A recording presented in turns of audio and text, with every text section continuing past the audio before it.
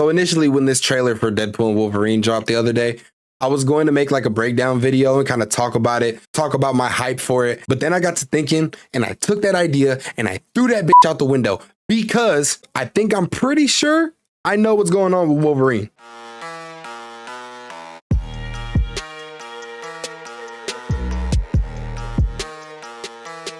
Okay, so first I do want to talk about the trailer and how dope it was to see our boys geared up, talking shit to each other, looking like the crazy fun movie that we all expected to be anyway. I think that we are in for a wild ride. The banter between Logan and Wade is hilarious. The action looks incredible. And we get a glimpse at potentially who the main villain is of the movie, Cassandra Nova. Now, full disclosure, I'm not too familiar with Cassandra Nova as a character, other than the fact that she's Charles Xavier's unborn twin, who he ends up actually killing in the womb, and her consciousness lives on and she gets a body and she's hell-bent on killing Xavier, and she's powerful as hell. So I am very curious to see her role in the movie and the part that she's gonna play. However, my personal interest lies with the story of Logan. Ryan and Hugh have already said that they're not gonna touch Logan the movie. It was a perfect ending. It was a great movie.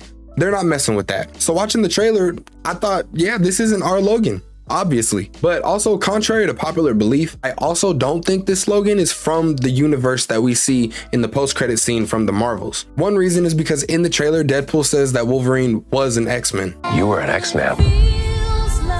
You were the X-Man. Which meant to me that the X-Men are not in his universe, at least no longer in his universe. And in the Marvel's post-credit scene, we see Beast. And I also feel like this is backed up by Deadpool when he says, "Is that what you said when your world went to shit?" Second reason is because Logan's alive. And I guess you could say that maybe he got pulled from earlier in the Fox timeline. But if that was the case, then he would still be an X-Men. Or if it was further than that, he wouldn't even know what Deadpool was talking about because it hadn't happened yet. So who is this Wolverine and what's going on with him? Why is he this broken down, drunk, hopeless man? Now, while I would argue that Logan was kind of always that way, they definitely turned it up a notch for this movie. And I think I know why. Okay, so do you remember in the movie Logan, the whole reason why Wolverine, Caliban, and Xavier are hiding out is because in his old age, Xavier had a seizure, and because he's such a powerful telepath and his mind is so powerful, that led to him killing the X-Men and all the other mutants, or at least they thought all of the other mutants, to the point where they were thought to be extinct. So in Deadpool and Wolverine, I think that it's Logan who killed the X-Men of his universe. And it's this guilt that he's living with that has caused him to be this broken down man. And I do have references for this. I'm not just talking out my ass. In one of the old Logan comic runs, Logan is a beat down, depressed, guilty shell of himself. You find out later in that issue when Hawkeye asks him what the hell happened to him, that years ago, under the illusions of Mysterio, Logan brutally murdered all of the X-Men, thinking that they were the villains of the Marvel Universe. And for years he lived with that guilt, no longer willing to use his claws and even giving up the name Wolverine. And the way that Logan is portrayed in this trailer definitely give me those kind of vibes. He's given up, he wants to die, similar to the Logan that we get in Logan. So I don't think that we have ever met this Wolverine before. I think he's going to be similar, maybe even experiencing the same events that happened in X1 through X3, but also had some differences in his universe where it's not Charles who kills the mutants, it's Logan. And then that way the movie Logan remains untouched, like they said. And I love that possibility.